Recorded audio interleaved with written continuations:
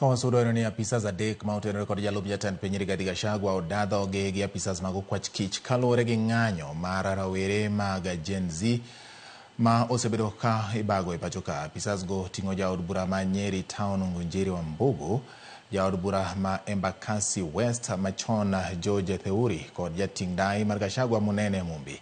Kaka jafwambo marwa Nyakidi lero, moko kuom jotelo ma oteno Gachagua bende okwedo ripode ma wacho ni nitie chenro mar dwaro golo Gachagua e kome.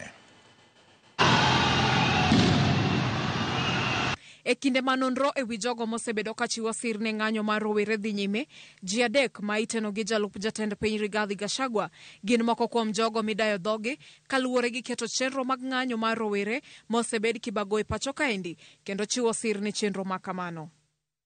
Apisas go oting'o jaod bura ma Nyeri Town Ngunjiri Wambugu, jaod bura ma Embakasi West machon Joten kod jating dai mar Gachagua Munene Mumbi ma bende nochiwo wach ne apisas mag okwach kich e apis Gachagua ma e kar dak Makarin.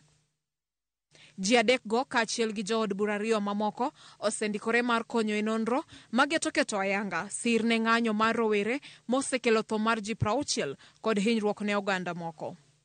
Magi duto timore e kinde ma jogo moteno Gachagua okwedo ripode malieko ni idwa thich oko jalup jatend piny Rigathi Gachagua e kome kaka nyocha owach gi jaod bura ma Embakasi North James Gakuya. An impeachment motion is being considered against the deputy president. I would want to make it very, very clear that that is an affront towards the mountain.